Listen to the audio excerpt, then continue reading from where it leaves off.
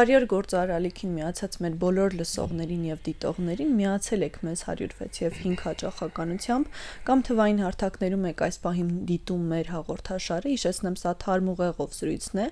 եւ Թարմ ուղեղով իմ զրուցակից Արամ Նավասարդյանն է, MPG ընկերության տնօրենը։ Մենք այսօր զրուցելու ենք հարցումների մասին առհասարակ ու հատկապես Գելափի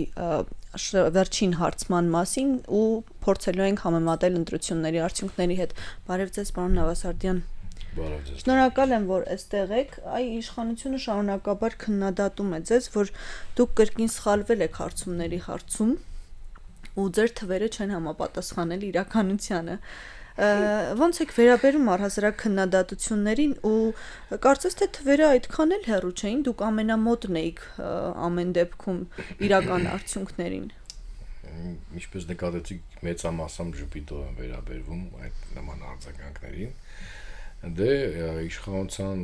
արձագանքը ըստ իրույթի սպասելի էր, չէին ասելու, չէ, որ 20 համարյա 20%-ը ոնց է նորից կրկին գեներացվի իրենց մոտ։ Ամեն դեպքում ես չեմ ասում հենց 20%-ն էլ մոտ կեղծված, հա, ես չեմ բացառում, որ մենք էլ եւս մի քանի տոկոս որոշակի տոկոսներով կարող ենք ճիշտ տեսած նկատած չլինենք իրենց իրական ռեյտինգը, բայց ամեն դեպքում եթե չեմ սխալվում 32.4% էին իրենք մեր վերջի հարցումներով, կարող էր 3, 4, 5% սխալմունք լինել, լավ ասենք 7% հաշվի առնելով այն իրավիճակը, որը նաև իրենք են ստեղծել մեր հասարակությունում, նկատի ունեմ վախի մթնոլորտը, այդ ձայնագրությունների, այսպես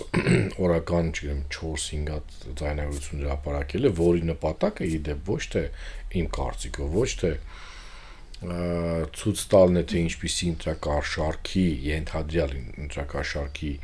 դեպքեր կան, այլ սերմանել այն մտայնությունը, որ բոլորին ձայնագրում են, բոլոր հեռախոսները լսվում են, այս վերջի, որում 10 օրվա մեջ նաև իրենք սկսեցին այդ ձայնագրությունները հրապարակելուց վիդեոների վրա տեղադրել նաև WhatsApp-ի, Telegram-ի, Viber-ի իկոնկաները, որ ասեն, նայեք, մենք բոլոր մեսենջերները կարողանում ենք լսել։ Հետևաբար ելի եմ կրկնվեմ, որ այո, մենք կարող ենք որոշակի շեղում ունենալ այդ առումով, բայց նմանատիպ լծակների կիրառումը ինչպիսի ադմինիստրատիվ ռեսուրսն է, ինչպիսի քվեարկություն ժամը 8-ից հետո, մենք չենք կարող դա տեսնել, մենք չենք կարող դա կանխատեսել, դա մեր գործը չի, դա այդ դիտորդական կազմակերպությունների, դա ընդդիմադիր կուսակցությունների գործառույթն է ստերեոտիպը, հետևաբար եկեք հասկանանք, թե ով ինչով է զբաղվում, ամեն մեկը պետք է զբաղվի իր գործերով։ Ճիշտ եք ասում, ես ողջունում եմ, որ դուք նկատել եք, որ մեր կողմից հրապարակված հարցումները եղել են ամենամոտիկը իրականությանը, ընդ որում նշեմ, որ մեր հրապարակած թվերը, որ մենք հրապարակել ենք, մենք այդ հարցման մեջ չենք տեսել ուժեղ Հայաստանի այդ մեծ հանրահավաքը, այսինքն միջև այդ հանրահավաքը արդեն հարցումները ավարտվել էին, ինչը կարող է որոշակի ազդեցություն թողներ, եւ նաեւ չենք տեսել բանավեճը, որը որ եւս շատ կարծում եմ մեծ բանավեճ թողել է այդ հանրության կարծիքի որոշման կայացման։ Հետևաբար, ելի եմ ասում, ես չեմ ժխտում, որ մենք կարող ենք որոշակի սխալմունք ունենալ, որոշակի շեղումներ ունենալ, նաեւ, բայց փորձում եմ բացատրել ոչ միայն մեր մեղքը, ես միշտ պատրաստ կլինեմ ընդունել բոլորս էլ սխալական ենք, բայց մենք անում ենք ամեն ինչ, որպեսզի այդ սխալմունքը լինի նվազագույն։ Հետևաբար այն գործոնները, որ մեր ազդեցության տիրույթում չի, մենք չենք կարող ոչ մի ազդել կարծենք, ասենք, գիտես ինչ, էսա մի քիչ էս ինչ հարցում է իրականացնում ենք, ոնց մեզ պատասխանում են մեր ռեսպոնդենտները, մենք պարտավոր ենք դա վերլուծել եւ ներկայացնել։ Անկամ եթե մեր ռեսպոնդենտը մեզ խաբում է, ճիշտ չի պատասխանում, դա մեր գործառույթը չի, ասում կարծենք ինքը ճիշտ պատասխանեց, թե սխալ պատասխանեց։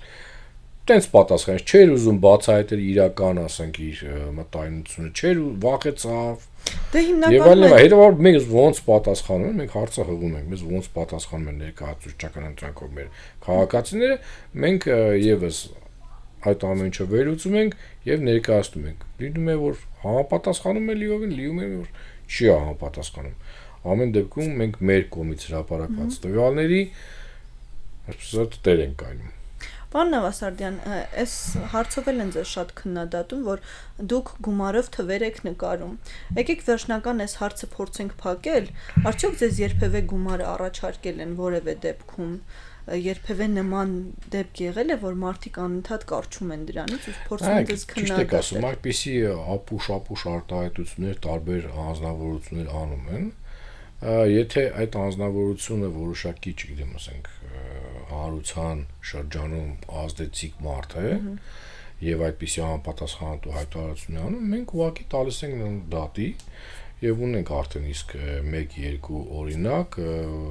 որ տվել ենք դատի եւ խնդրել ենք հերքել այդ իրենց կողմից արած հայտարարությունը, որովհետեւ այդ հայտարարությունները չեն կարող ունենալ ապացույցներ, չկա նման բան։ Հետևաբար դուրս գալ եւ տենց ապուշ հայտարարությունները անեն, դա ուղղակի ապուշություն է եւ որը որ մենք փորձում ենք շտկել։ Անկախ նրանից, թե ով է այդ հայտարարությունը անում, այսինքն նկատի ունեմ հարուցանը հայտնի ինչ-որ անձնավորություն, հա, որի կարծիքը կարող է հաշվի առնվել հանրության կողմից։ Հիմա վերադառնանք, օրինակ հիմա մեր վերջի հրապարակված տվյալները նայենք, հա, օրինակ եթե այդ լոգիկայով գնանք, ճիշտ եմ հասկանում, քանի որ ամենաբարձր ռեյտինգը քաղաքացիական պայմանագրի ռեյտինգն է, ճիշտ եմ հասկանում, այդ լոգիկայով, այդ ոնց ասեմ, թերի լոգիկայով մենք գումարը վեկարել ենք Նիկոլ Փաշինյանից։ Բայց իրենք քննադատում են։ Թո ճիշտ են, չգիտեմ ինչ են անում։ Հիմա ես չեմ ասում, հիմա ես խոսքը գնում է նրա մասին, որ մարդիկ ասում են, որ ինչ որ գումար են տվել եւ ասենք լավ հասկանանք էլի կամ ասենք ինչ որ օրինակի համար ով կա Բարգավաճ Հայաստանը ինչա գումար չուներ մեզի շատ գումար տար մենք ասենք շատ գումար ասենք եթե այդ լոգիկայով են գնում բայց դա ինչ կարող է տալ քաղաքական ուժին բացի նրանց դա գալիս է այդ մարդկանց տկարությունից մեկ երկրորդը գալիս է այդ մարդկանց միգուցե իրենք այդ ձև աշխատում են եւ հետեւաբար իրանց այդ գործը լա ոճը փորձում են տարածել մնացածի վրա։ Էլ եմ ասում, բոլոր նրանք, ովքեր որ նման արտահայտություն անում, առնվազն ապուշ են, իսկ այն մարդիկ, ովքեր որ կրկնում եմ ինչ-որ իրենցից ներկայացնում են հանրային որոշակի լսարան ունեցող մարդիկ, մենք ուղղակի դատի ենք տալի եւ խնդրում ենք հերքել այդ զրպարտությունը, բայց եթե իրանք ունեն հիմքեր, ինչի չկա տենց բան, իրենք թող գան դատարանում, ես էլ կարող եմ գալ դատարան, լրատվամիջոցներն էլ թող գան դատարանում, հիմնավորեն, ասենք, դիցուկ Մոնիկան ինձ վճարել է, չգիտեմ, ինչքան կարող $500 եւ Մոնիկա ռեյտինգը, ասենք, աճել է, չգիտեմ, 5%-ով։ Okay, եթե նման кейս կա, Մոնիկան կասի դրա մասին կամ դուք կունենաք դրա մասին հավաստի տեղեկություններ, ես խնդիր չեմ ունում, ես ասենք ներողություն կխնդրեմ, բայց ես քանի որ գիտեմ 200% որ նման բան չկա, okay, մեր կտրվածքով եմ ասում իդեպ, հա, մեր կտրվածքով եմ ասում, ես իմ եւ մեր կազմակերպության մասն եմ ասում։ Հետեւաբար ցանկացած մեկը ով այդպիսի ապուշ արտահայտություն անում, պետք է պատրաստ լինի դատարանում պատասխան տա այդ անիմն արտահայտությունների համար։ Պարոն Նավասարդյան, եթե համեմատություն անցկացնենք նախորդ խորհրդարանական ընտրությունների հետ 21 թվականի, այ որ դեպքում էր ավելի հեշտ բացահայտել քաղաքական ցանկությունները մարդկանց կամ տեսլականը, ավելի բաց էին այն ժամանակ մարդիկ արտահայտվում, թե 26 շատ հետաքրքիր հարց է, որովհետև անցած անգամ 2021 թվականին մենք ունեինք վաղ ընդհանուր մթնոլորտի հետ կապված հետ պատերազմական խնդիր, այդ պատերազմական շոկը, հա, դա միանշանակ ազդեցություն թողել էր մեր եւ արկա տվյալների տարբերության, չնայած մենք այն ժամանակ էլ ենք ասել, որ մենք չենք տեսնում հիմնավորում, որ իշխող ուժը կարող է այդքան ձայն ստանալ։ Ինչպես եւ հիմա։ Բայց ելի եմ ասում, մենք գործառույթները հասկանանք ով ինչով է զբաղվում։ Մենք զբաղվում ենք սոցհարցումներով եւ նրանց հրապարակումով, հա, տվյալների։ Կան թե դիտորդական կազմակերպություններ, թե իրապահ մարմիններ, Դա թե իրենց անելիքն անդիմադիր ուժեր, որոնք որ դրանով պետք է զբաղվեն, եթե կան իրական кейսեր այդ ընտրակաշառքների, ադմինիստրատիվ լծակների կիրառման, նրանք պետք է բացահայտվեն եւ ասենք ցույց դրվեն մեր հասարակության համար։ Բայց ի տարբերություն 2021 թվականի մենք հիմա ունենք ուղղակի վախի մթնոլորտ կաշկանդվածություն հասարակության կողմից այս ձայնագրությունների մասը, որովհետեւ մեր հարցումները հերոսային հարցումներ են իրականացում եւ այո այդ պարբերաբար հրապարակվող հերոսային ձայնագրությունները չեն կարող չկաշկանդել մեր հասարակությանը։ Հետևաբար ում է դա ձեռնատու ես չեմ կարող հասկանալ, այո դա մեզ խանգարում է մեր աշխատանքի մեջ, բայց մենք անում ենք հնարավորինս, որպեսզի մեղմենք այդ ազդեցությունը։ Բայց այդ վախի մթնոլորտը զանգերի միջոցով միշտ զգացվել է վերջի շրջանում, այո, վերջի շրջանում, վերջի 3-4 ամսվա ընթացքում այդ ազդեցությունը առավել զգացվում է, քան թե նախինում է։ Հետաքրքիր մի թիվ կար, որ կուսակցության կամ դաշինքի կազմակերպած հանդիպումներին եք մասնակցել ու ամենաշատ հիմնականում ասել էին, որ կարծես թե չեն ցանկանում պատասխանել հարցին։ Չէ, իրականում տեղ շեղում չկա, իրականում դա նորմալ պատկեր է, այնտեղ երկու պատկեր, երկու թիվ ունենք մենք, եւ ունենք հարց որ կուսակցության կամ դաշինքի քարոզարշավն եք նկատել, տեսել, այսինքն ոնց է դա, ասենք մենք հիմա նստած ենք, մեր ինչ-որ մեկը գոռալով անցնում է, ինչ-որ կուսակցության միտինգը, հա, մենք դա տեսանք, նկատեցինք կամ տաքսիով տեղ են գնում, նկատեցինք ինչ-որ հավաքված, ինչ-որ այլ կուսակցության հավաք, այսինքն դա այդ ցուցանիշն է։ Իսկ մասնակցելը, երբ որ դու դիցուկ գնում ես, չգիտեմ, միասնության թևերի հավաքը գիտես երբ է եւ որտեղ է, ինքդ վեկանում ես եւ գնում ես մասնակցում ես այդ հավաքին կամ քայլերթին։ Հետեւաբար, քանի որ նայեք եթե նայեք ցուցանիշները շատ տարբեր են, ցուցանիշները շատ նվազ է այդ մասնակցությունը, որը որ շատ նորմալ պատկեր է դա։ Հարցումների ընթացքում առհասարակ էլ ինչ խնդիրներ եք նկատել, եթե համեմատենք 21-ի հետ։ Ինչն էր որ տարբերվում է լարվածությունը, ընդհանուր լարվածությունը,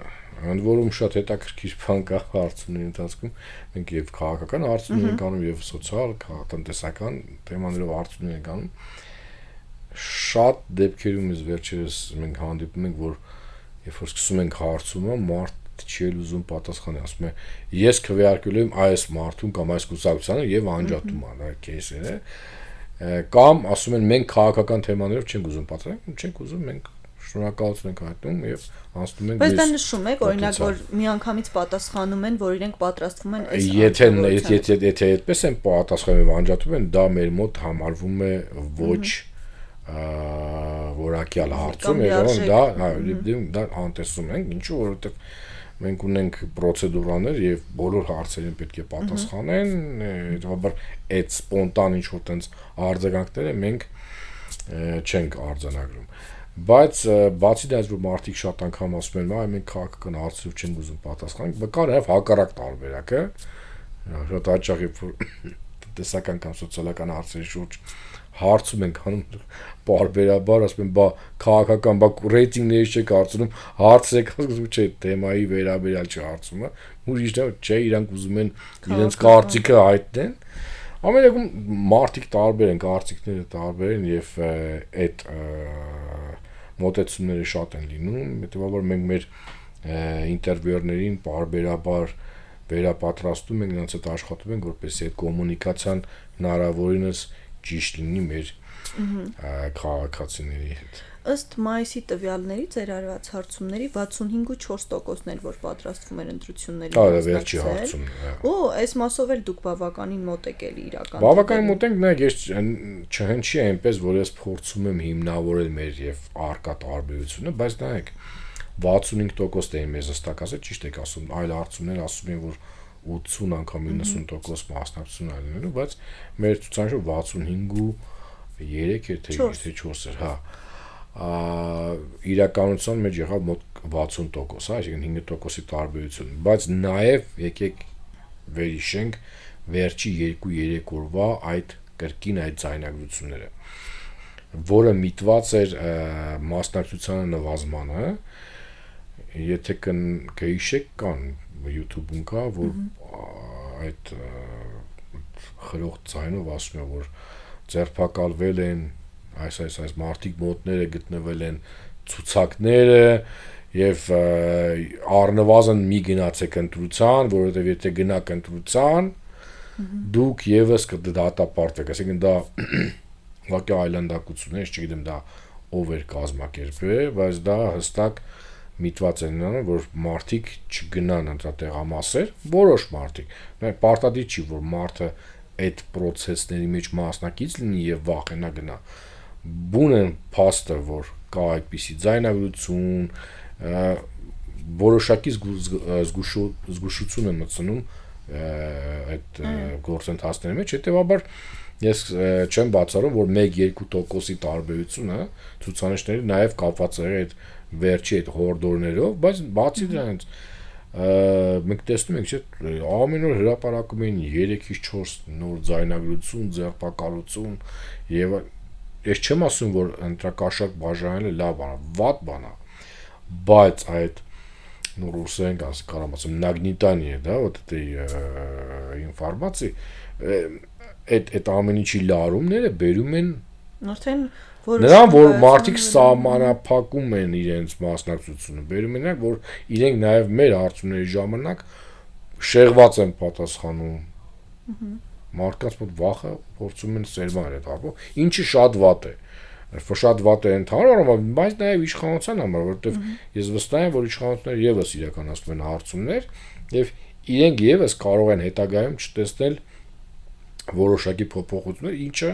իրանց համար եւս վնասակար է։ Ոնց եք տեսնում ամեն դեպքում սոցիալական ցանցերը, քանի որ բավականին ակտիվ են վերջին տարիներին ու մեր քաղաքական գործիչները իրենց գործունեության մեծ մասը կարող են ասել այդ հարթակներում են նաև ծավալում, սկսած վարչապետից, արդյոք այդ հարթակները ավելի շատ ազդեցություն են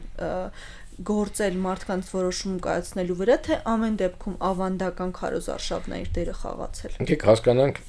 ընդհանրապես ես նաև հորդորել եմ մի շարք գործիչների քաղաքական, որպեսզի իրենք այդ իրենց ընտրարշավը, եթե կան սահմանափակ ռեսուրսներ, իրականացնեն մեծամասամբ սոցիալական ցանցերում։ Հասկանանք այդ հանդիպումները ինչ են տալի եւ ինչի համար են, հա։ Ինչի համար են նախկինում նաև հիմա որոշ չափով այդ հանդիպումները։ Դա միջոց է, որպեսզի հանդիպես քո պոտենցիալ ընտրողներին եւ ներկայացնես քո գաղափարները։ Այսինքն դա չի եղել այն ժամանակ ինտերնետ, մեսենջերներ, հա, սոցիալական ցանցեր, եւ պետք է միակ տարբերակը, որ դու կարաս, այո, պետք է հանդիպես եւ տրանսլյացիա անես քո գաղափարները։ Հիմա ամեն ինչ փոփոխվել է եւ այն ինչ որ դու պետք է ասեիր պիկապի վրա կանգնած, որը որ չի կարելի բացառել, հա, բայց ավելի մեծ ախվատով կարող ես ունենալ եւ ավելի թիրախային ախվատով կարող ես ունենալ սոցիալական ցանցերի միջոցով։ Հետեւաբար ես կարծում եմ, որ եթե դու ունես ճիշտ մշակված ռազմավարություն, ճիշտ մշակված մեսիջներ, ու հասկանում ես քո թիրախը, ապա այո, շատ էֆեկտիվ է աշխատել նաեւ այդ միջոցներով, ընդ որում ստեղ ոչ միայն դու ինֆորմացիա տարածելու հնարավորություն ունես, այլ նաեւ ունես ինտերակտիվ շփման հնարավորություն, հա։ Դա ու եթերների ժամանակ հարցերի պատասխանել, քրիտիկային պատասխանել, այսինքն այդ գործիքները ճիշտ պետք է կարողանալ օգտագործել։ Նայեք, եթե դու ուզում ես տենց անես, հա, կամ չունես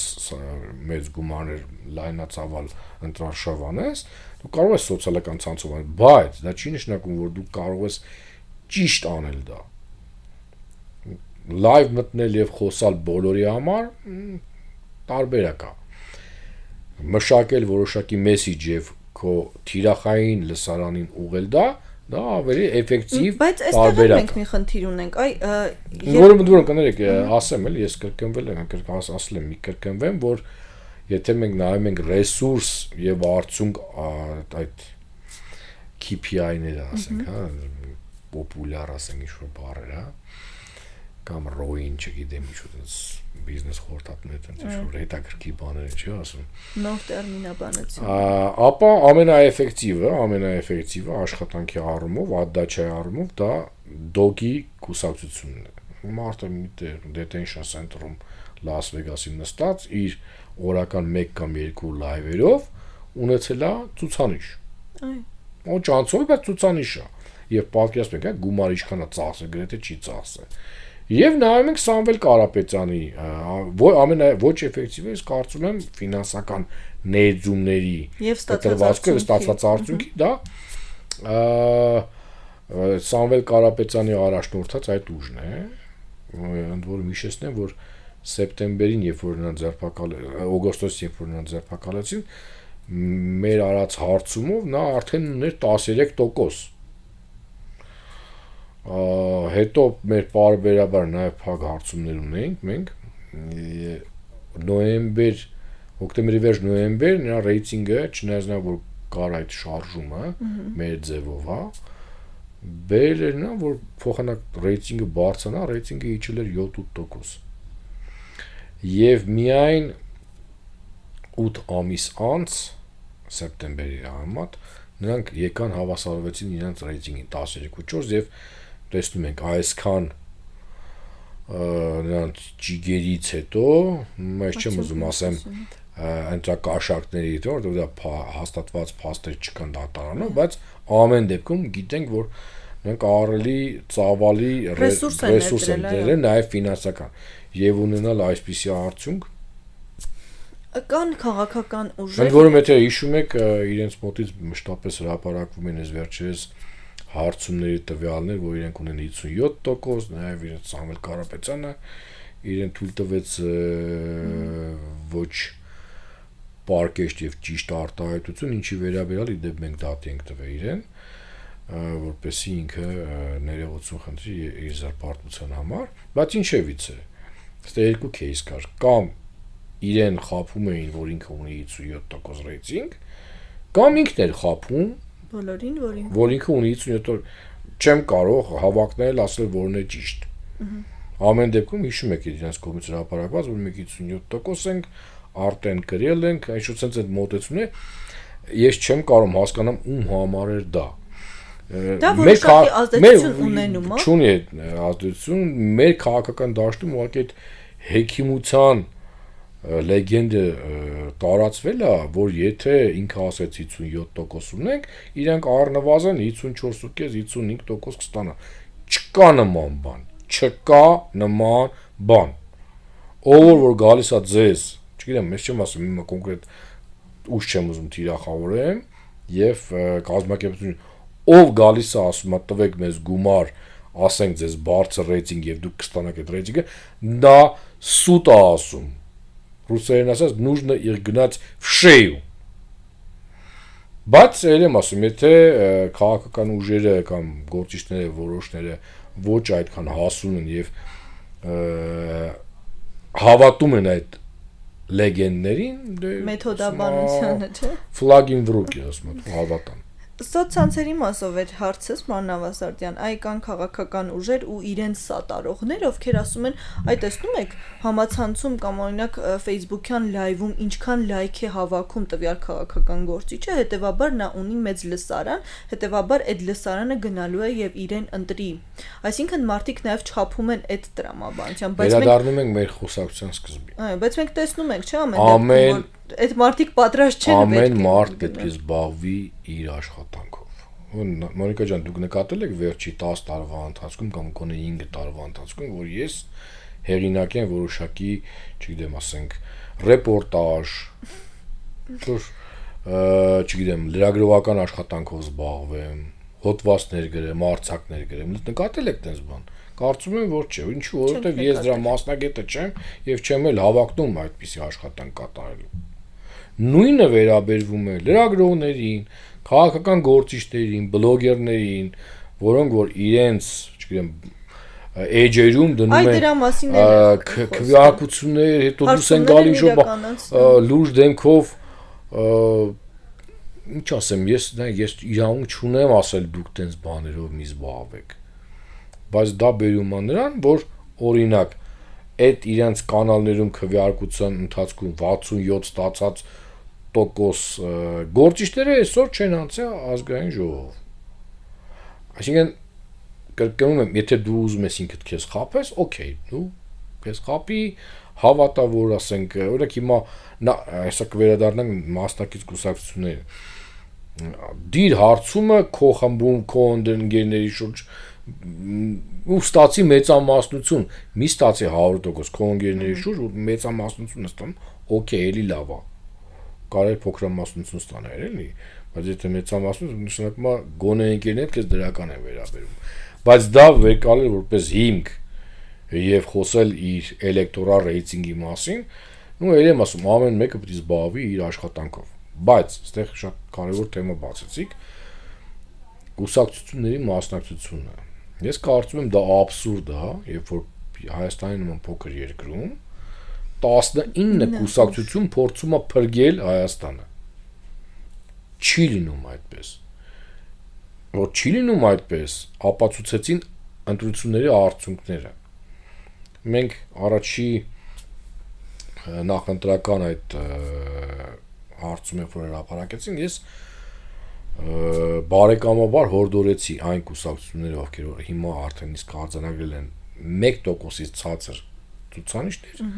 դուրս գան ընտրապայքարից։ Դա իրենց թույլ կտար չխայտարակվել, դա թույլ կտար, որպեսզի քարոզարշավը լիներ ավելի զուլալ, անաղմուկ ավելի, հա, աղմուկ նկատի ունեմ ոչ թե գորգորոց, այլ նկատի ունեմ ինֆորմացիոն տիրույթում աղմուկը։ Եվ թույլ կտար մարդկանց նաև հեշտ կողմնորոշվել, ասենք դիցուկ 5 կամ 10 գուսակցությունների միջև, հա։ Մենք նայում ենք հիմա արդյունքները գրանցված։ Եվ ձայն փոշիացնողի պիտակն էլ չեն ստանա նաև։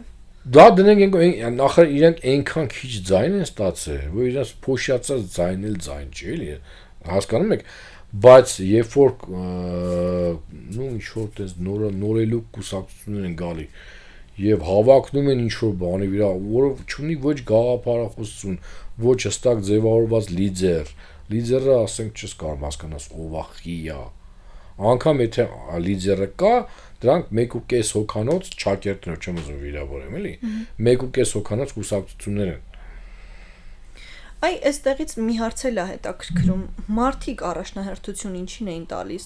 գաղափարախոսությանն էին ուժ տալիս, ուժի առաջնորդին էին առաջնահերթություն տալիս, թե ծրագրին, որովհետև ես որքանով նկատեցի, ծրագրին այդքան էլ մարդիկ չէին ծանոթանում եւ ասեմ ավելի, այն մարդիկը որ ասում են որ ծանոթացել են ծրագրին, ես վստահ չեմ որ իրանք իրականում վեկալը կարդացել են ծրագրի, կա բուկլետը տվել են, ինքը համարվում որ որտեղ որ առաջին 7 կետը կամ 5 կետը գիտի։ Վստահ չեմ որ առաջին 7 կետը կարդացել են, մենք դա չենք հարցում, չենք քննություն չէ, ասենք եթե դու ասացի որ դիցուկ, չգիտեմ, ընդառաջ Հայաստանին կուսակցության ծրագրին ծանոթացել ես, հիմա պատասխանի, կեսից ավել կետերը չասցիր, քեզ նեուդ են դնում, չտես բան չկա, էլի։ Մարդիկ իրենք են ասում, ծանոթացել են կամ չէ, բայց այստեղ շատ, ոնց ասեմ, չեմ ուզում նորից թիրախավորեմ կուսակցությունները, բայց գաղափարային մասով շատ թույլ էր։ Կային մի քանի կուսակցություն, որը կարելի էր նշել, որ իրենք ունեն, ոնց ասեմ, տարբերվող ուղղվածություն, նայեք, հիմա սիրեմ, չսիրեմ քաղաքացիական պայմանագիր կուսակցությունը, նրանք ունեն հստակ մեսիջ, խաղաղություն։ Դա ճիշտ է, դա սխալ է, դա հստակ մեսիջ է, որին կամ կհամաձայնվես կամ չես համաձայնի ինչ հարցեր ելնելով։ Դե կային մեկ արժանապատիվ խաղաղություն, մեկը այսինքն ինչքան պարզ է գաղափարը, դու ավելի հեշտ ես կարող դա կոմունիկացնես, ավելի հասկանալի ես դառնում հանրության համար եւ իրենք կարող են որոշեն դա ընկալելի է, ընդունելի է, թե ընկալելի չի, ընդունելի չի։ Երբ որ այո, այդպիսի ինչ որ փորձում ես արկա գաղափարի վրա վարիացիաներ անել եւ ոչ այդքան լավ վարիացիաներ անել, դա բերում է այսինքն ոչ հստակ ընկալման, հետեւաբար այսպիսի արդյունքների։ Եթե մենք խնդրում եթե խոսում ենք թիմերի որակյալ աշխատանքի մասին, հա, արդյունավետ աշխատանքի մասին, պետք է առանձնացնել իհարկե ԿՊ-ն, իրենց այդ back office-ը, այսպես ասենք, հա, լավ կազմակերպչական այսպես հմտություններ երևում է որ ունեն եւ նաեւ եթե համեմատենք նաեւ Հայաստան դաշինքը եւ կազմակերպչական եւ նաեւ ասենք թիմի առումով եւ բովանդակային առումով հստակ ասենք երկուստեն այո մնացածը ավելի սումր օրինակ Գագիկ Ծառուկյանը իր խարիզմայով էր փորձում այդ ամեն ինչը առաջ տանել եւ բայց նաեւ ես կարող եմ նշել իրենց խնդիրը ինչի իրենք այն ցուցանիշը չգրանցին որ սպասել էր նաեւ մեր հարցումներով ես կարծում եմ այդ միջև վերջի օրը չհրապարակել է թե ով է լինելու իրենց վարչապետի տեխնացիոն լիդերը ես իմ իմանալով նաեւ խոսվել է մի քանի ելույթի ժամանակ որ դա կարող է լինի Գագիկ Ծառուկյանը օքեյ մա լավ տեխնացիա վատ տեխնացիա կոնկրետ որի վերաբերյալ կարող ես կարծիք հայտնել եթե տեխնացիան չկա դու կարող ես սպասել էլ ավելի լավ տեխնացիա եւ շատ վատ տեխնացիա եթե չկա անորոշությունը վերում է այսպիսի խնդիրների այո Սամվել Կարապետյանի ուժեղ Հայաստանի նայեք հենց ասում չեմ ուզում թիրախավորեմ հա այսինքն ոչ մի այդպես խնդիր չկա հա կա մենք ունենք հայց ընդդեմ Սամվել Կարապետյանի չի նշանակում որ վատ մարդ է լավ մարդ է ինքը վարտահայտություն արի որի համար պետք է պատասխան տա ասում այդ իմ կարծիքները դրա հետ կապված չեն բայց ամենը հասարակ բանը ասում ձեզ Մոնիկա ջան դա ոնց են դասագրքերում գրված եւ դասավանդվող ճշմարտությունները նայեք 8 ամսվա ընթացքում ինչ այդ շարժումը գեներացվեց 8 ամսվա ընթացքում իրենք 3 գծիկ 4 անգամ մենակ իրանց անունն են փոխել դա պրոբլեմն է ես գիտեմ որ իրենց համար նաեւ շու կոնսուլտանտներ են աշխատել ես չեմ կարծում եթե այդպիսի բաներ ասել են կոնսուլտանտները կրկնում եմ, таких нужно гнать за шеи. Տեսեք ինչ մակարդակով եմ ասում խնդիրները։ Հիմա նայեք, եթե անունի մասով դու հստակ կողմնորոշություն չունես, որտեվ կար մեր ձևով շարժում է, то ուժեղ Հայաստան, Սամվել Կարապետյանը հետո հետ եկա ժողովուրդ ջան, մտ կողմնորոշվեք։ Կողմնորոշվեք։ Հստակությունը կարևոր է ամեն։ Հստակությունը կարևոր, որտեվ ասենք մեկը մեր ձևով այշում, մեկը հիմա սենց այշում, հասկանում եք, որովհետև դու այդ ամեն ինչը պետք է սարքես նաև դրա տակ identity-կա պետք է սարքես, message-ներ պետք է գեներացնես, ստուգես, նոր հրամցնես հասարակությանը։ Այո։ Ինձ ասում, եթե դու նորից վերադառնում ենք մեր հաղորդման սկզբին, ամեն մարդ պետք է զբաղվի իր գործով։ Եթե այդ գործով չես կարող զբաղվես, պետք է ընտրես ճիշտ խորհրդատուներ եւ իրենց հետ աշխատես։ Օրինակ ասեմ, նայեք, լավին լավ, վատին վատ։ Ես ի սկզբանե Նարեկ Կարապետյանի հետ, երբ որ նոր ինքը մտավ է շարժումների մեջ, ես ասում էի հիպոթեզ է, ասում եմ, պրոբլեմատիկ եմ տենում, որովհետեւ Նարեկ Կարապետյանի հետ խոսալու ձիրքը, հա, ճիշտ եմ արտահայտում, հայրենական լավ չի։ Ոչ, ձևը։ Հա, ձևը։ Ես կարծում եմ պրոբլեմատիկ է եւ կարծում եմ վերջի բանավեճում Նիկոլ այդտենց էլ ասել եմ Նիկոլ Փաշինյանը գալու է տեղում տապալ 2 րոպեում Նարեկ Կարապետյանին ես սխալվեցի այդ առումով Նարեկ Կարապետյանը հակառակը տապալեց Նիկոլ Փաշինյանին վերջի բանավեճի ժամանակ լավ պատրաստվել էր խնդիր չկա այսինքն էլ եմ ասում լավին լավ վատին վատ էլի Այսինքն բայց դա աշխատանք է պահանջում եւ մենք տեսնում ենք մեր լսեք Նարեկ Կարապետյանին հիմա եւ լսեք Նարեկ Կարապետյանը սեպտեմբերին դուք կտենաք զգալի տարբերություն ինչը ողջունելի է մարդը աշխատել է իր վրա բայց նայեք քաղաքական process-ների մտնելու ժամանակ դու արդեն պատրաստի ես դու արդեն պատրաստված տինես որովհետեւ առաջի տպավորությունը իհարկե բացի առաջի տպավորությունը ժամանակը դա էֆեկտիվությունն է դա արդյունքներ է Եվ վերջում պարոն Ավասարյան, արդյունքների վերաբերյալ եւ մարդկանց տրամադրությունների վերաբերյալ նոր հարցում նախատեսում եք թե ոչ։ Ճիշտ ասած, անցած անգամ մենք երբ որ տարբերությունը եղավ էլի իշխող ուժի հետ կապված, մենք հարցում արեցինք, հետ այդ ընտրական հարցում արեցինք եւ անկաս որտեղ մենք ասում ենք կարող է սխալվել ենք։ եւ հետընտրական հարցման ժամանակ, երբ որ արդեն մարդիկ ազատ են արտահայտել, հա, 35.8%-ն է միայն ասել, որ ձայնը տվել է քաղաքացիական պայմանագրի, թե որտեղից են իրենք գտեն մնացած 16%-ը, это не к нам ժողովուրդ, это не к нам, հա, հետեւաբար հիմա իրականացնել հետընտրական, ասենք, այն որ ես հիշում եմ, ինչպես էինք անվանել այն ժամանակ հետընտրական հարցումը, ես անվանել եմ դա Վերնի Գուդինի, որովհետեւ կային հոսանքի անջատումներ, տենց էլ միջևումա 5 տարի անց ոչ մեկ չկարծա, չէ, ոչ մեկ չկարծա պարզել ով էր այդ անջատողը 40% հարաբերություն 40% տեղամասերում 20 րոպեով հոսանքը անջատվել է, ով է դրա պատասխանատուն, ով Մոնիկան է, Մոնիկային Պաջիկ Մոնիկան, եթե Մոնիկան է, եթե Մոնիկան չի, ինչ որ մեկը կա, չէ, կամ դա կարող լինի կամ հեցի խնդիրը գտեք ով ա եղել պատասխանատուն։ Եթե դա եղել է ընդդիմությունը, իշխանություն, բոլոր գործիքակազմը ունեք գտնել։ Եթե դա եղել է իշխանությունը, ընդդիմություն, այդ հարցը բարձրացրեք, այդ չեք բարձրացրել, դա մալ դուք ստացակ հոսակի անջատումներ եւ Գյումրիում եւ այս վերջին ընտրություններում։ Ինչ է կապված բոլորին շնորհավորում եմ։ Շնորհակալ եմ ձեզ, պարոն Նավասարդյան, մեզ լսողներին եւ դիտողներին եւս մեկ անգամ հիշեցնում եմ, որ թարմ ուղեղով զրույցն էիք լսում, իսկ իմ զրուցակիցը Արամ Նավասարդյանն էր, MPG ընկերության տնօրենը։ Շարունակեք հետևել մեզ, կհանդիպենք։